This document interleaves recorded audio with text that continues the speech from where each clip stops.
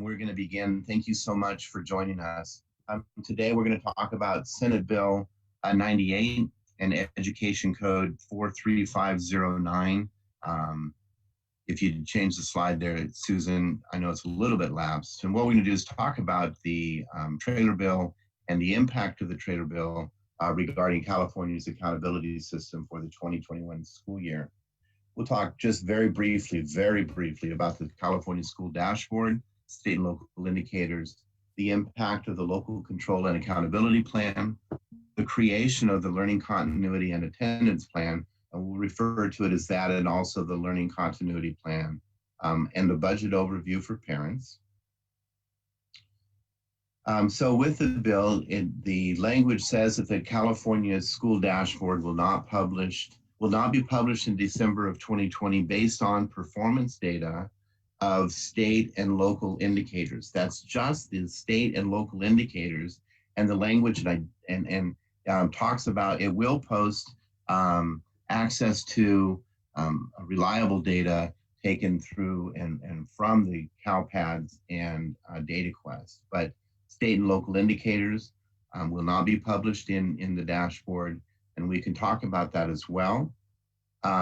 There's a question about, as I move forward, about AB 77. AB 77 and 98 were merged, and I guess it was, and I'm not good on the details of, but 98 and 77 are the same, and this is Senate Bill 98 is what was signed as the Education Omnibus budget bill. And with that, also the language talked about there will not be an LCAP or an annual update to the LCAP in the 2021 year.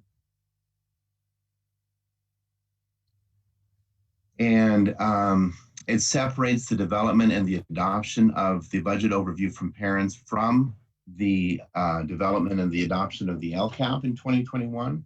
The budget overview for parents must be adopted by December 15th.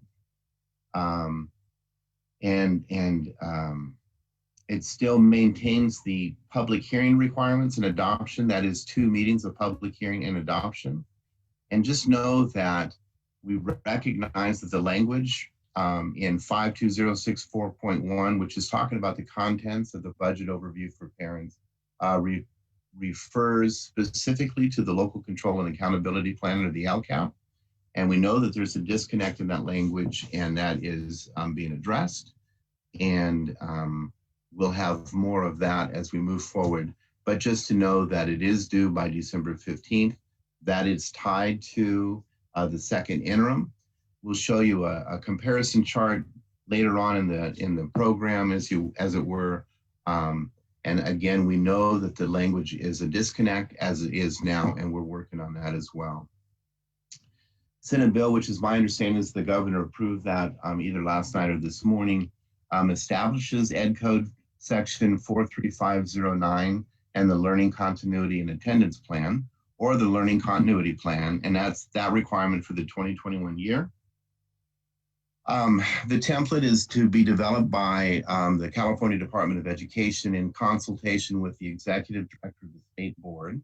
And that'll be due and developed on or before August 1st, 2020. Much like as the budget overview for parents template was developed, this template will not go before the state board, but it'll be developed in conjunction between CDE and the State Board of Education. There's questions up about when we post the PowerPoint. As always, we will post the PowerPoint at the Tuesday at 2 webpage. And so it will be available. We just need to make sure that it is 508 and accessible compliant, and we will make sure that it's posted quickly.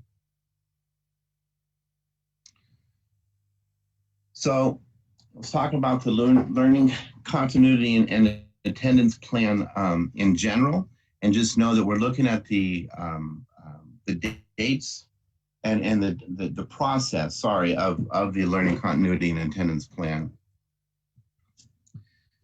So we notice that the learning continuity and attendance plan has the same acronym as the local control and accountability plan. I can't talk about whether that was on purpose. We acknowledge that it's confusing, and we will not refer to the learning continuity and accountability and attendance plan as the LCAP, rather than we'll either refer to it in its title in its entirety, or we will refer to it as the Learning Continuity Plan or the plan as we're talking about it. And again, there's some things within process that are very similar to the LCAP, and we'll talk through that. And hopefully we will pause throughout this presentation to answer questions. And so hopefully we can answer your questions. And then this today is just a brief overview or a broad high level overview. And as the template is developed, we will have further trainings to really dive down into the requirements and to support you as you develop these plans. But know that the Learning Continuity Plan must be adopted by September 30th and then filed within 5 days after adoption. Very similar to the LCAP, the governing board of the school district will file the plan with the county superintendent of schools. The County Board of Education will file the Learning Continuity Plan with the superintendent.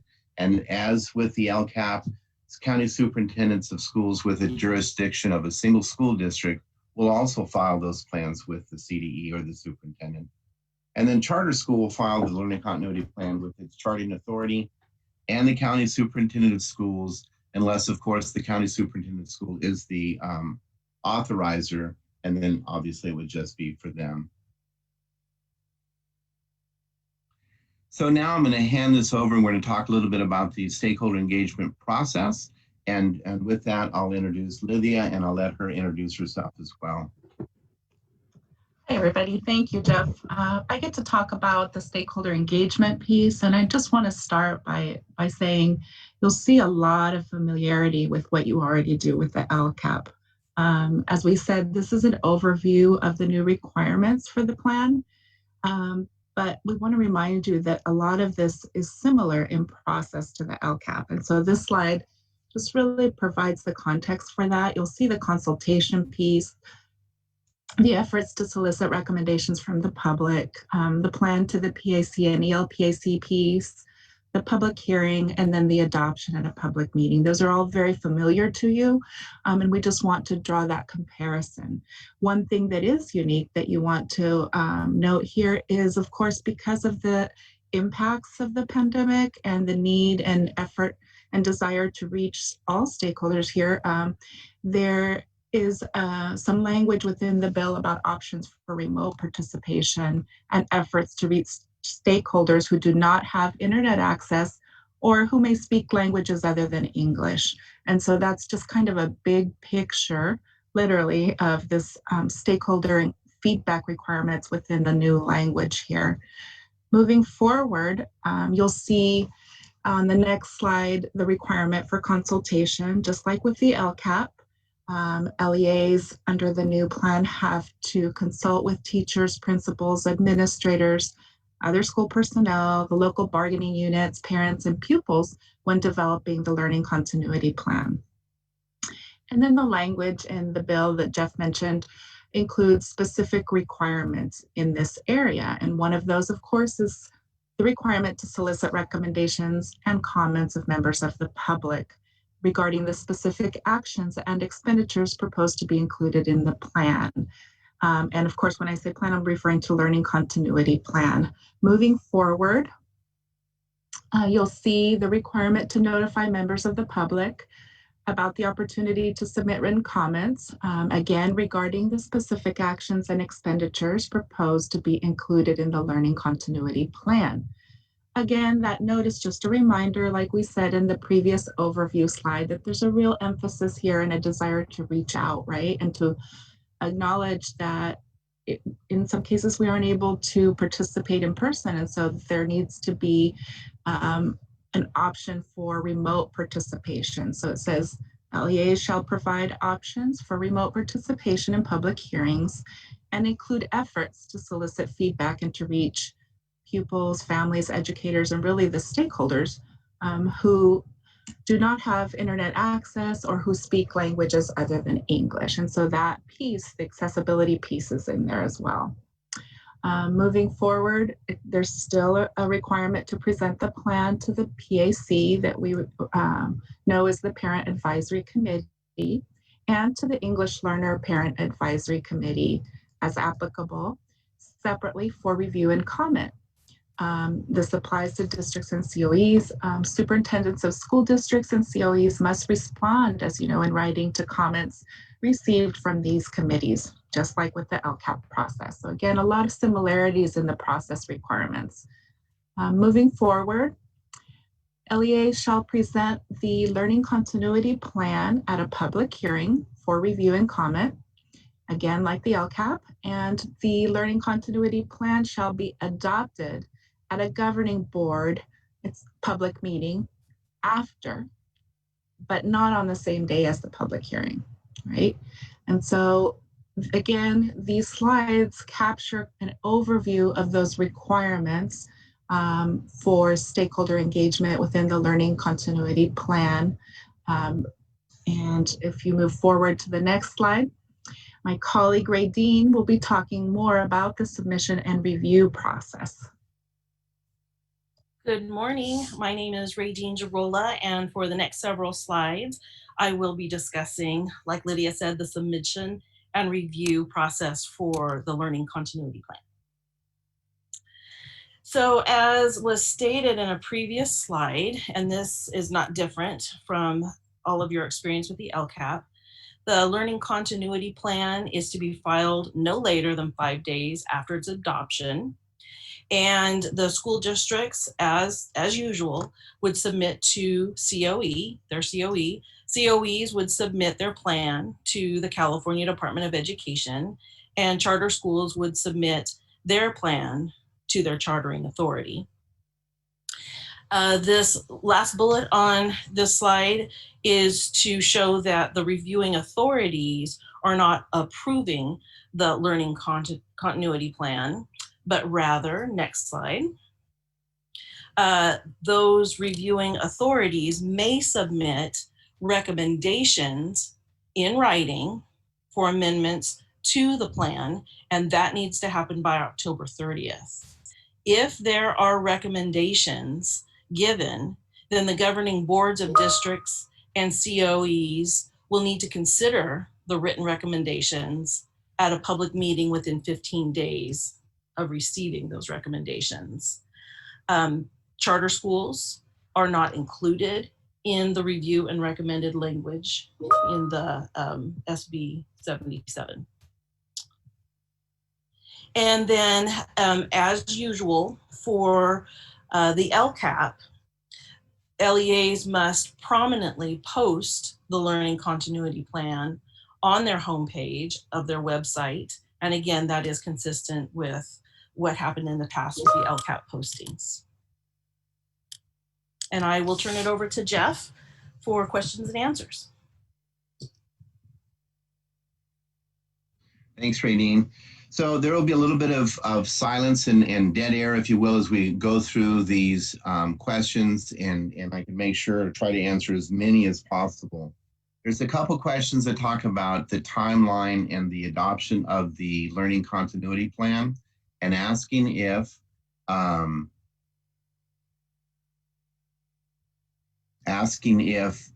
this is the same in addition to the December 15th LCAP statute. There is no LCAP for the 2021 school year. So the LCAP that was established, or pushed back for December 15th in the governor's executive order statute, wrote that there is no LCAP in 2021. So there is not an LCAP that's due on December 15th. The due date for adoption for the learning continuity plan is September 30th. Yes, there are two public hearings for that, or there's a public hearing and then a public governing board meeting.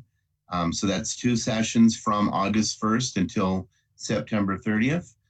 That is true. It is a truncated timeline, and I don't argue with that whatsoever. A couple things also that I forgot to mention is some people are using Q&A.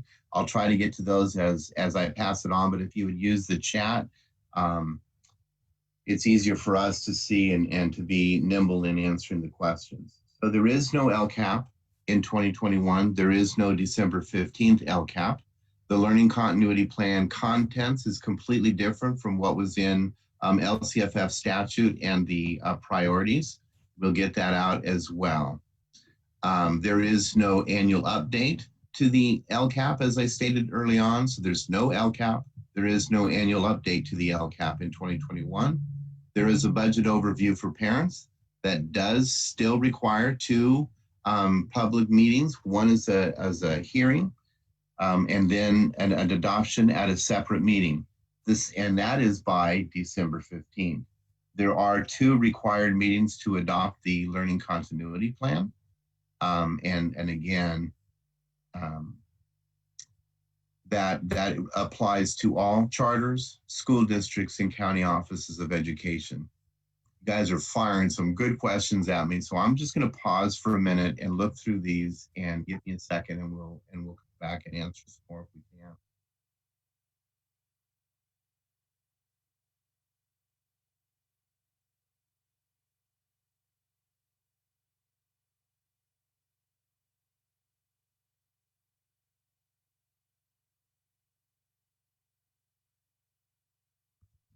Okay, scrolling through again, saying that there are two required meetings for the budget overview for parents. That is due December 15th, acknowledging that some of the language and required for the budget overview links directly to the LCAP. There is no LCAP. That's problematic, and we are working on addressing that issue. There are two public hearings or two meetings for adoption for the learning continuity plan. And again, recognizing that truncated timeline between August 1st and September 30th. People want to know what the template looks like. We don't know, though, when Bernd, I think, is up next. We'll talk about that. We're presenting it the way the statute presents the requirements of what's be in the plan. We have an advisory group that we're going to meet with this week, and then we're going to come back, and we'll talk about this later, but we're going to come back in a couple of weeks to another webinar and ask for your input regarding a draft template.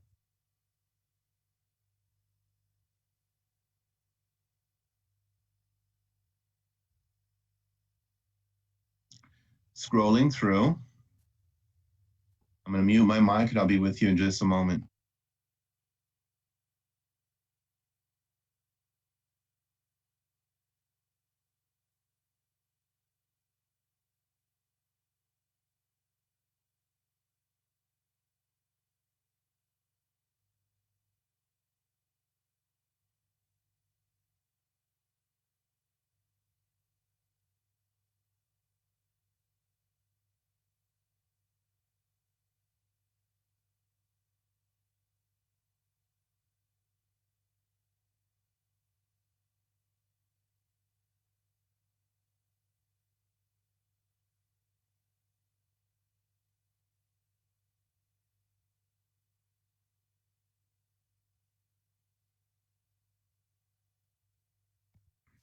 A little bit about questions, Jeff, again, about process and you know, do you make the learning continuity plan available for prior to the public hearing? The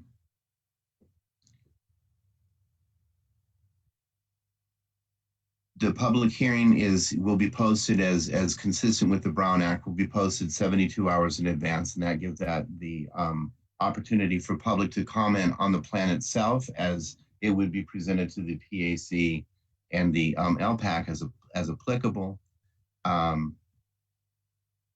So it is 2 sessions. I got distracted. My apologies.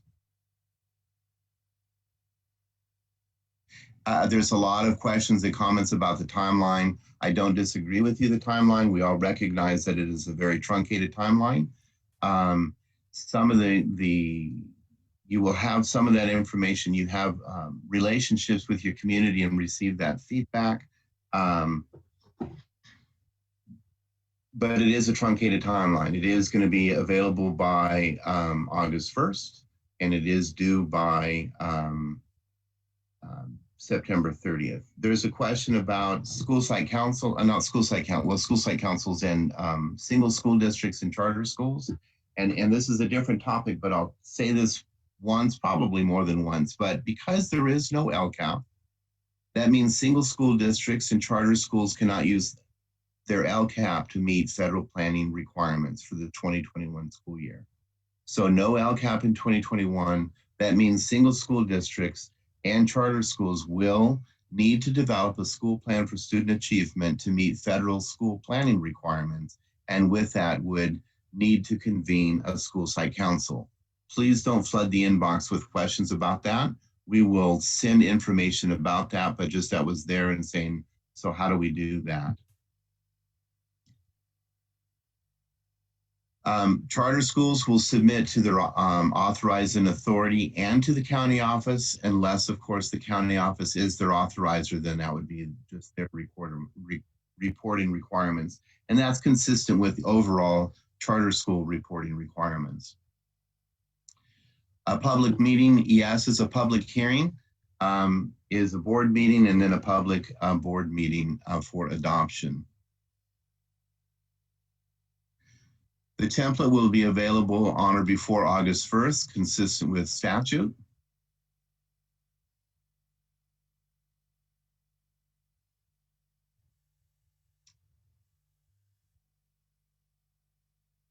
I'm going to put you on, put me on mute again, and I'll be right back with you.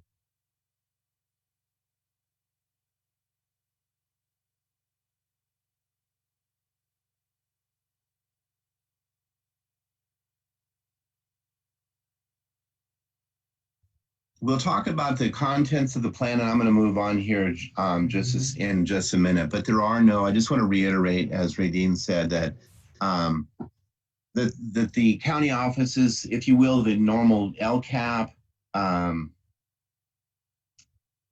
LCAP review and approval process is similar, except there is a review, there is no approval. Again, I'll share you a side by side with that in later on in the presentation.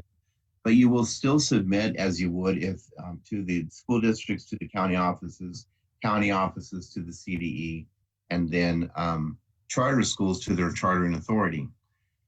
With that, though, is that the county offices can provide recommendations for inclusion into the plan. And if they do so, then the districts must contemplate those suggestions at a public board meeting within 15 days of receiving those written comments. Those written comments must be provided by October 30th.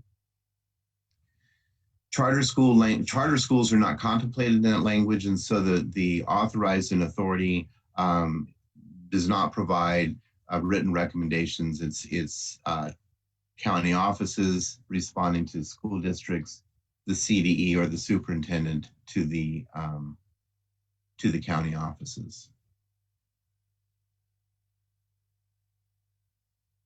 All right, with that, again, there's no annual update to the LCAP. There is no LCAP. There is no December 15th LCAP in 2021. We will create the template. We will post it as soon as it becomes available. This PowerPoint, we will send out a link to the LCFF listserv when it's available, and post that. Oh, there's another question about local indicators. The local indicators do not need to be brought before the local governing board by December 15th. Certainly that will be available, or a requirement for the upcoming 21-24 LCAP template in the spring.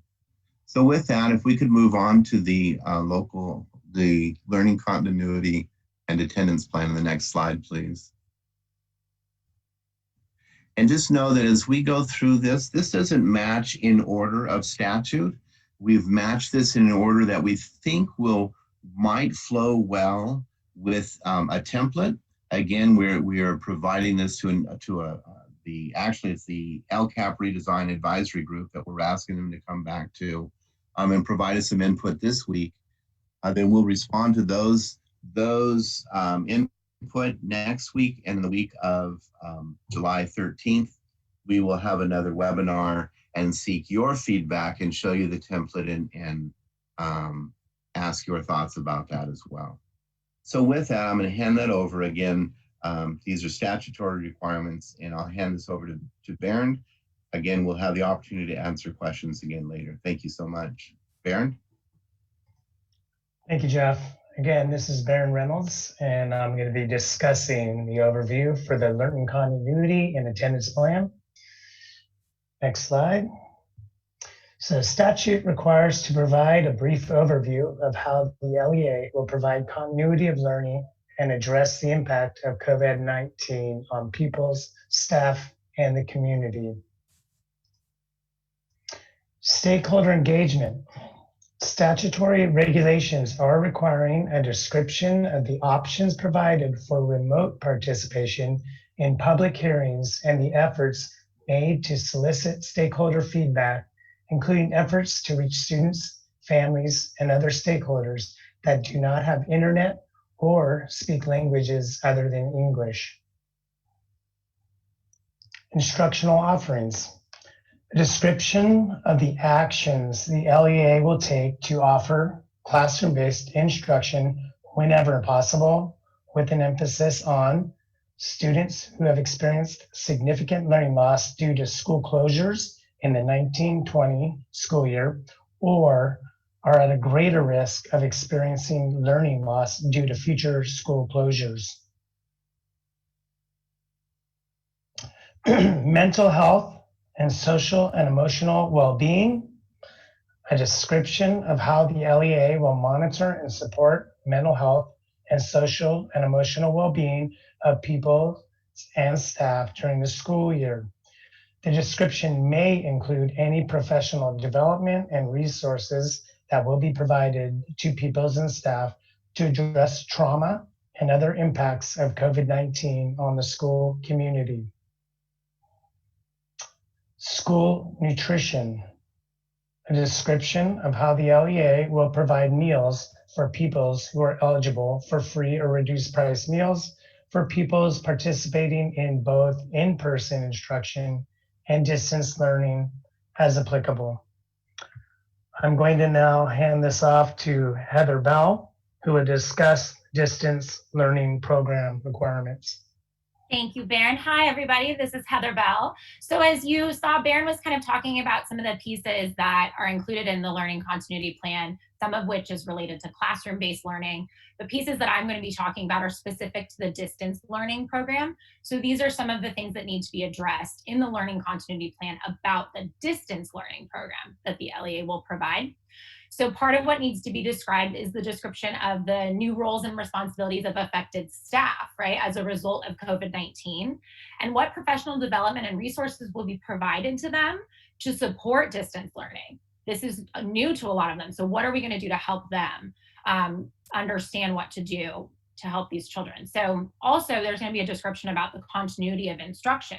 So how is the LEA going to provide continuity of instruction during the school year to ensure pupils have access to a full curriculum that's substantially similar in quality, regardless of the method of delivery? So some districts might be doing a hybrid model. So you want to talk about with your distance learning program, how you're going to ensure continuity of instruction. So also, again, part of distance learning is that pupil participation and progress. So the LEA is going to describe how they'll ensure access to devices and connectivity for all pupils to support their distance learning. And then also any actions that will be taken to measure participation, pupil progress, and time value of pupil work during distance learning.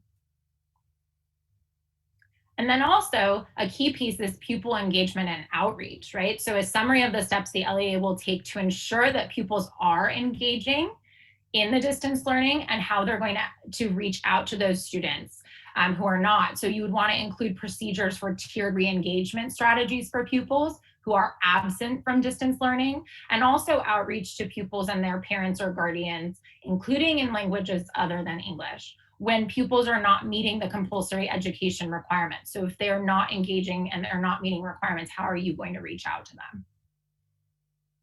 And then also part of that is the supports for pupils with unique needs. So you're going to describe kind of additional supports that the LEA will provide to support pupils with unique needs, including English learners, pupils with exceptional needs served across the full continuum of placement, pupils in foster care, and pupils who are experiencing homelessness. So this is related to the distance learning program. How are you going to support those pupils?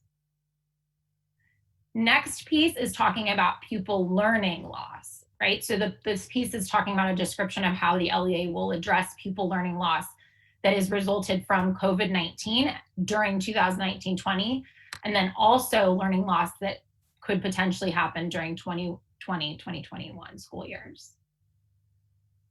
And then within that pupil learning loss, right? So you talk about how you're going to address that for all students, but there are going to be different supports, unique supports that the LEA will provide to support pupils, again, with unique needs, but this is related to pupil learning loss. And you're going to talk about English learners, pupils with exceptional needs served across the full continuum of placements, pupils in foster care, and pupils who are experiencing homelessness. This also includes your low-income students as well that would be included in this kind of description as well. And this is related to learning loss. And I'm going to turn this over to Jeff. He's going to take over from here.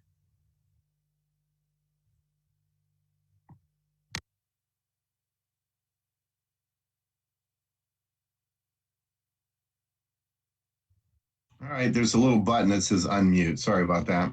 So within the learning continuity, this plan, the learning continuity plan, it still has a requirement to talk about and meeting the integration of unduplicated students and that increase of funding. That still will be shown within this learning continuity plan. And so that's there. And also part of the statute is the requirement to show how any federal and state funding is used to describe or is used to support the efforts within the learning continuity plan. So the MPP still holds. How that is going to be about, we will provide that support and that guidance to do so as it's developed. This is, hot off the press language, and we've put this together to try to be responsive to you and answer the questions as best we can. And so we will do that. I think the next slide is that I'm going to share with you a side-by-side, which I'm going to do now. If I can find my correct screen. And so here it is. It's just a side-by-side comparison, and I just want to talk about it. And then there was a question that I thought was a great question and reminded me to say, one is we will provide a link to the language of statute after this webinar through the LCFF listserv. And so you can see the language and how it is and what are the requirements for it. There's a question, do you have to use the template? Statute says yes, but that does not prevent you from looking at the requirements now and starting to work on it and not wait for the template. You'd lose a month of work if you waited for the official template, because the template is going to be, as the other templates that we provide are very reflective of statute in and of itself. And I just got a thing is,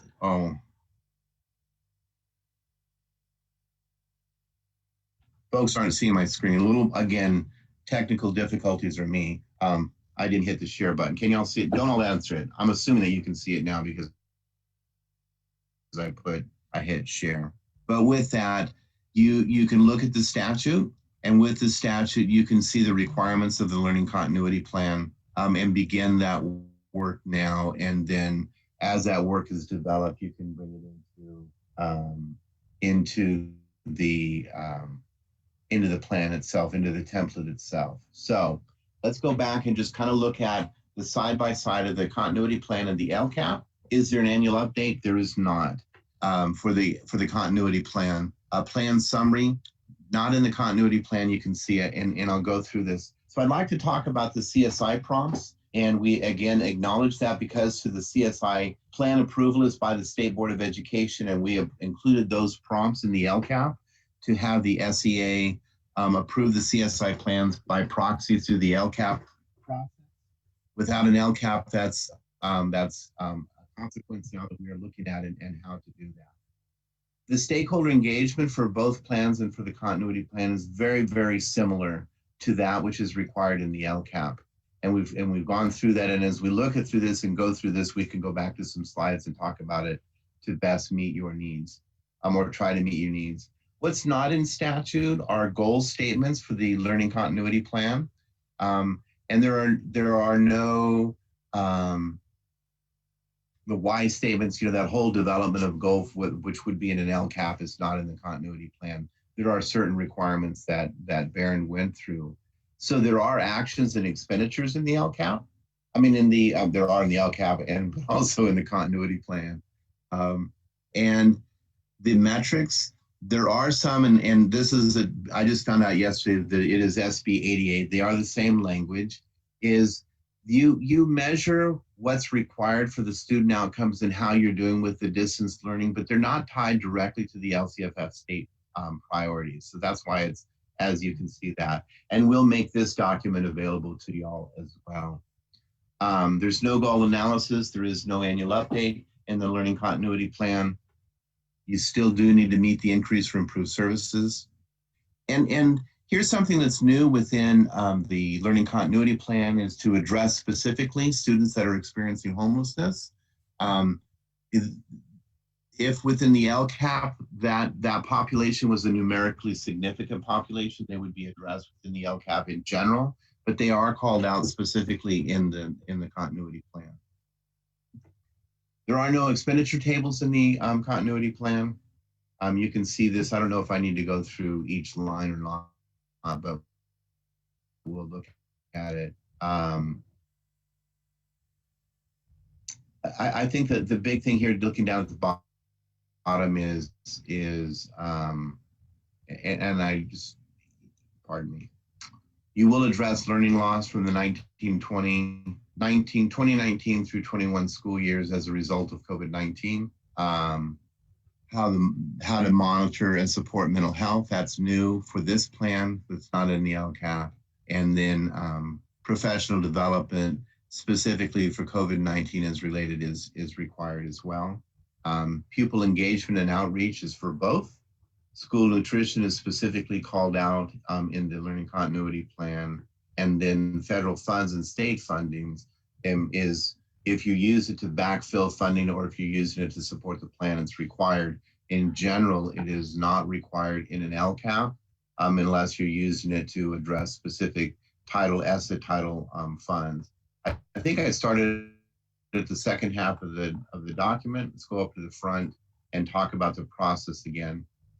So again, the governing board must adopt this by September 30th. Again, that's 2 hearings. There's a public hearing, and then at a separate time, not on the same date, and a separate meeting, they must adopt the learning continuity plan no later than September 30th, excuse me. And so that is 2 meetings. And yes, that is problematic in a timeline. You do submit no later than 5 days after adoption. The COEs will review, but they don't approve. But again, they can provide written recommendations to those plans by October 30th.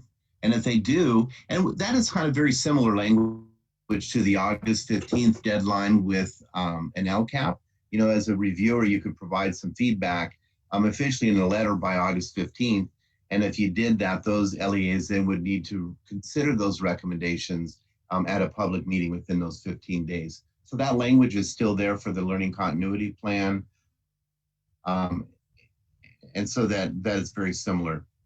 The budget overview for parents, again, it's due by December 15th. It's linked to the first interim. Again, we recognize that the language is problematic for the budget overview for parents. And so we're looking to fixing that as well. Do you solicit comments and recommendations and comments? Yes, very similar to the LCAP. You can see here, you notify the members of the public the opportunity to submit written comments. Absolutely. You present it to the PAC and the LPAC as applicable based on your population. Yes. You respond, the superintendent must respond to those comments submitted by the PAC or the English Learner Parent Advisory Committee in writing. And you have that requirement to consult with teachers, principals, administrators, other school personnel, and local bargaining units of the LEA for that consultation. You presented a public hearing, you post a notice 72 hours. Brown Act, very similar, is the same. And then here's something new, and this is, really in response to the COVID-19 and the situation that the state is in, the country is in, is then to provide options for remote participation in both public hearings, to solicit feedback, to reach pupils, families, educators, and other stakeholders who don't have internet access or speak languages other than English. So that's a new requirement in the efforts to provide feedback and to solicit feedback, and that was not mandated and not contemplated, if you will, in LCAP language. It's adopted at a public meeting after, not on the same day and not the same meeting as the public hearing, and then the filing, as we talked about. The posting requirements is the same. You post it prominently on the homepage of of your website. And then there we went through that again. I will stop sharing. Susan will bring up the slideshow again.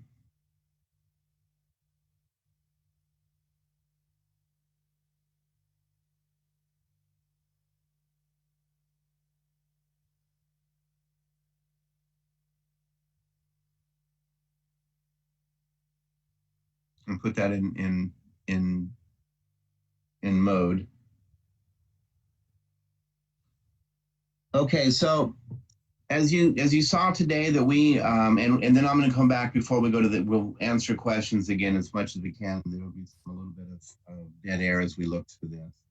So the upcoming, we have some scheduling conflicts within the building for our webinars. We're still going to dub them Tuesdays at 2. It may be either truly at Tuesday at 2, or it may be as today, Tuesday at 2 o'clock Eastern time. And it may be a different date again, as this is a very quick moving process as we're trying to get this out to you. So I'm not going to commit to a Tuesday at 2 as per, as you're used to, but we will get these out and have them scheduled and have the time.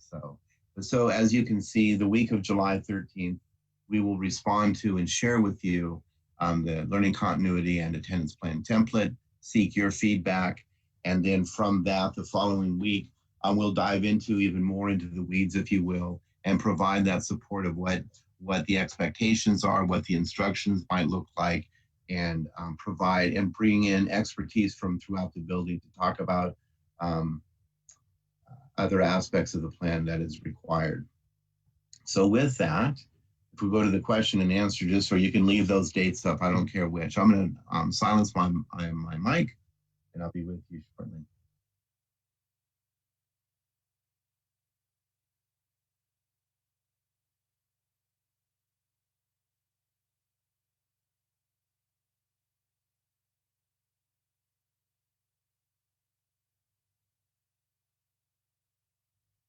There's been a couple, 3 questions about instructional minutes.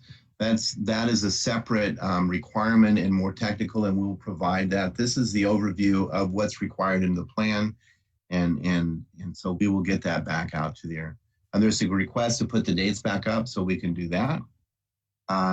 We will post this as soon as we can, and if we can get this, we may send it out as an attachment to the LCFF listserv before we have it posted. So hopefully all of y'all that are on this meeting belong to the LCFF listserv, and we can get this out to you. And that will include, after a couple corrections and cleanup of the side-by-side comparison, we'll bring that as well.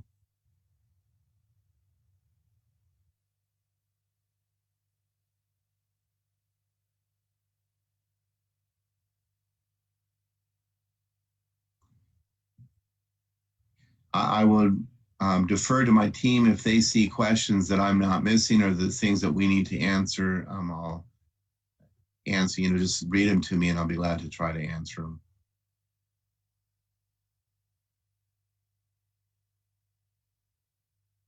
So there's a question about stakeholder input and what did you do prior to, the stakeholder input you did, in developing the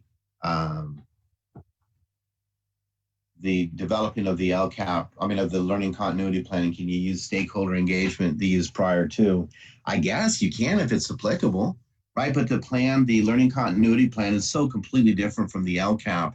I think some of the needs, certainly that makes sense to talk about as you've looked at the distance learning that you have pivoted to since the shelter in place and since the pandemic began. Anything that's applicable, there is no, it is not that prescriptive of when that stakeholder engagement began, but certainly whatever is applicable to the plan, you certainly can use, and you'll put that back out for public comment and you provide it too. So you don't necessarily have to start over, but if you're talking about specific goals and actions, I don't see how that may or may not be applicable to the learning continuity plan. But if it fits, it works. The audience is not the department. The audience is not the County Office of Education. The audience is your local community and your stakeholders. And so that which makes most sense for them is what you really should be doing. And again, I would say that we'll send you the link to the language. You can start working on looking at those requirements and meeting those requirements and meeting the needs of your community, and knowing that then you can do the part of filling out the template when it's out as soon as we can.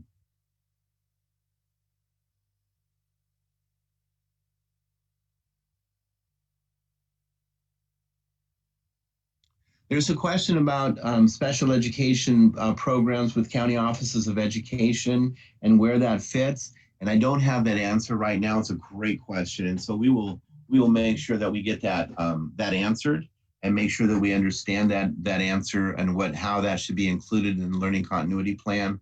I don't have that, and I don't want to shoot from the hip on that one. You know that I'm willing to shoot from the hip on some things, but on that I'm not willing to. And so we will make sure that we address that question. It's a great question. We thank you for it.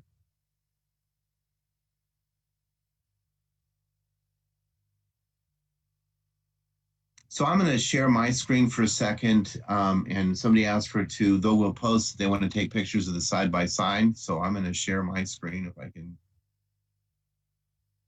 figure out how to do it again. And with that, I'll still, as that's up, I'm at the top. I'll wait for just a few moments and then I'll scroll down and then go back down and see what else that we can answer for you.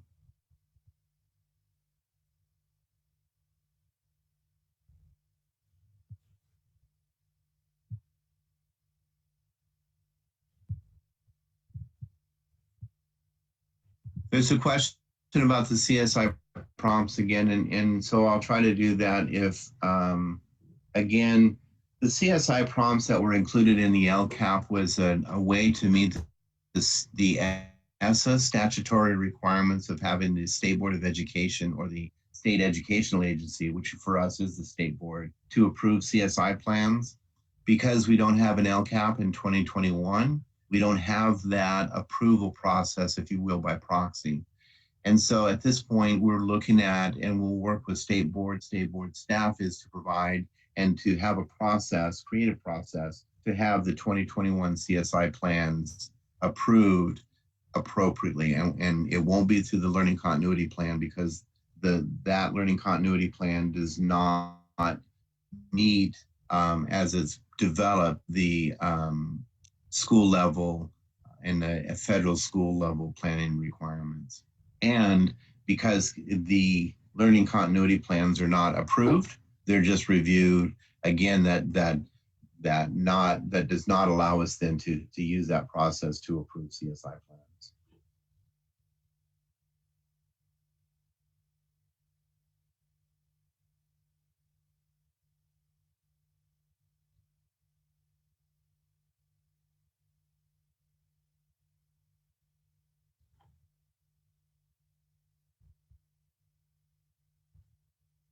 I don't walk and chew gum very well, so I forgot to scroll that down for you.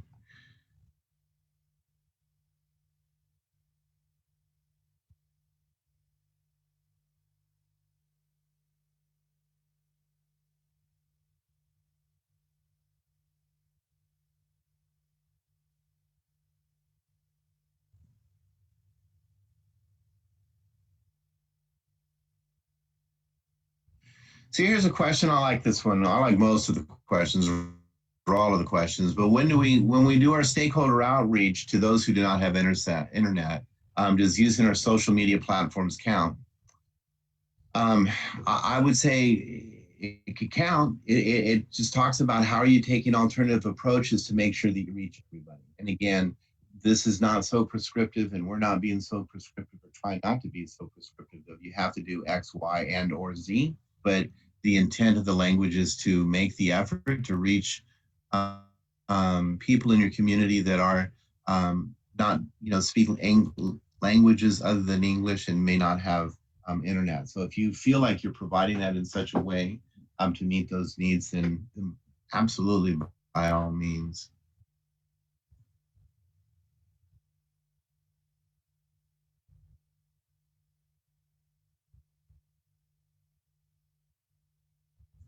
A few more questions about instructional minutes. Instructional minutes are not contemplated in the plan itself, or if they are, it's more detailed that I'm prepared to answer at this point, and we will get that that information out to you.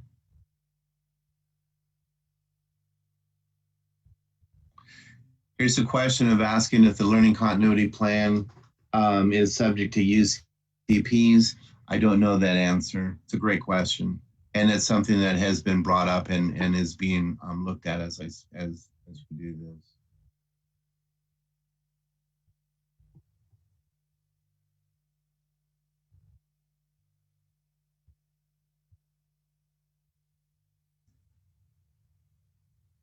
I'm going to ask Susan to bring up the dates one more time and have those posted.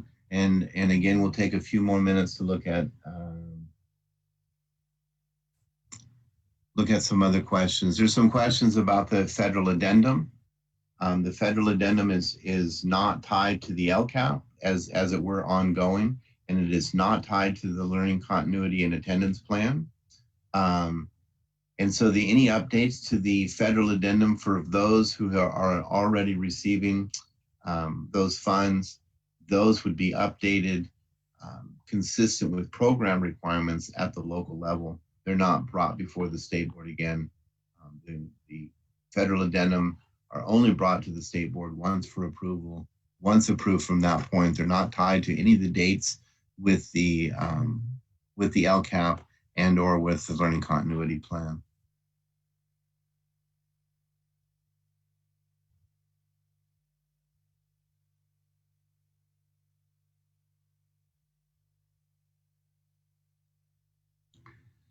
So Susan, if you would go back up to, and Livia, I'm going to walk them through it, but if we could go back up to the stakeholder engagement for just a second. We'll kind of try to do that as well.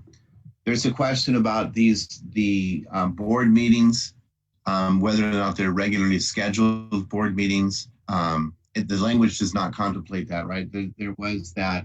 I think that might be, and I don't have it in front of me, for the budget overview for parents. And if so, that requirement still stands. But this requirements within this, I need to look, but they need to be board meetings. And at this timeline, I can't see how one would have two regularly scheduled board meetings necessarily now and the time of September 30th. So if you go to the next slide, please, Susan, thanks. So you must consult consistent with LCAP consultation with teachers, principals, administrators, other school personnel, local bargaining units, parents, and pupils when you develop this. You're going to solicit recommendations and comments from the members of the public regarding the specific actions and expenditures to be included in that plan. Next, Susan, please. You're also going to notify the public the opportunity to submit written comments. Again, the written comments, there's two types of written comments, if you will. The general public, the superintendents are not required. They may, but they're not required to respond to those comments in writing. But those comments received from the PAC and the English Learner Parent Advisory Committee must be responded to in writing. Again, LEA shall provide options for remote participation in the public hearings. include efforts to solicit feedback in the whole process to reach pupils, families, educators, and other stakeholders who do not have an internet access or speak languages other than English. And then again, you're going to present that plan to the Parent Advisory Committee or the English Learner Parent Advisory Committee as applicable. It's separate. There's separate meetings. There's separate committees. You don't combine them one. You have two separate committees. And then again, the superintendents of school districts and the counties must respond to writing in those to those comments. Susan, we go to the prior slide one more time, please. So this note, this whole concept of reaching out is consistent with the stakeholder, with the public hearings and the adoption meetings, and also the process as well. So if you look at the language, it's really, it says you have to do it here, but it is actually the language it applies throughout the entire process of seeking stakeholder feedback.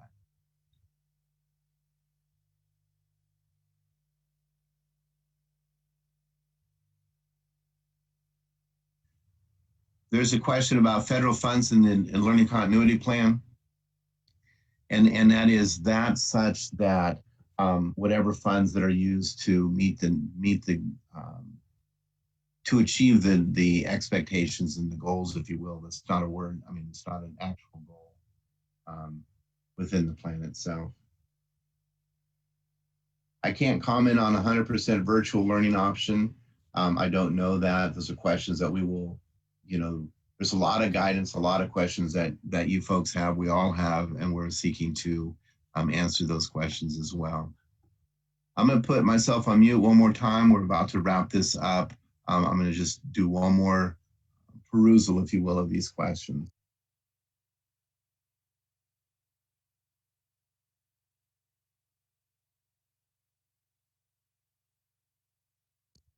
So here's one. It says, can the stakeholder engagements and recommendations public prior to August 1st?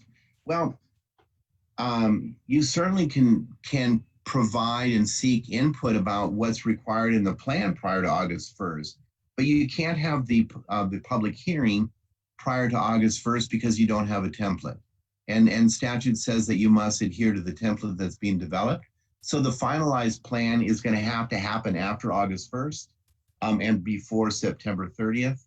But certainly you can start seeking input from the public in general as you start developing the plans, because with the statute, you know what's required in the plan, you don't have the template.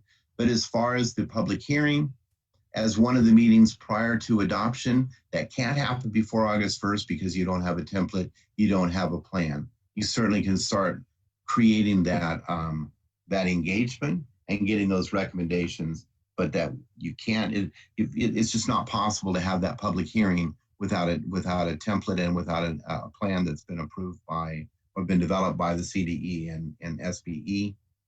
And then another question is about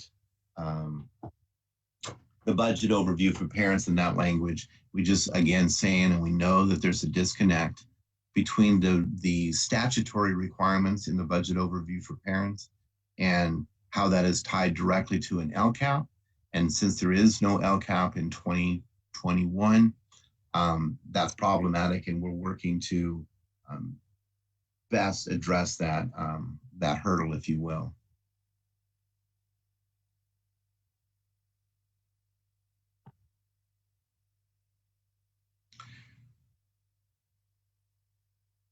I think, folks, that I know I have not answered all of your questions, and we will endeavor to take these questions and try to create a fairly comprehensive, frequently asked question. I'm having tongue issues this morning. I apologize, but we'll seek to get these up and have a resource for you. And as always, if Susan, if you go to the last slide, please.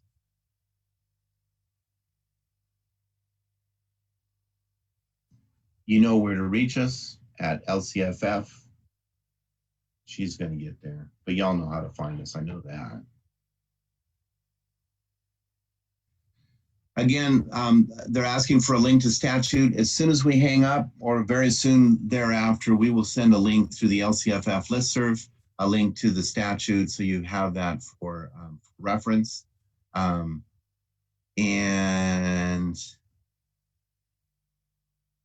I know there's more I could answer, but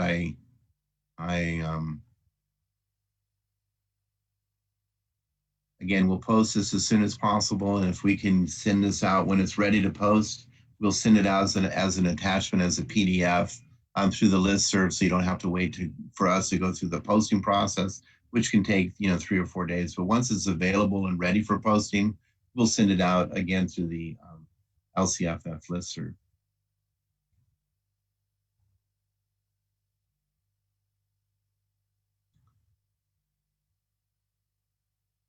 And I think with that, folks, we're going to bid you adieu. Again, thank you so very much for joining us. Thank you for your questions. Thank you for prodding us to provide better support to you. And I hope y'all have a great day. Have a good one. Thank you so much.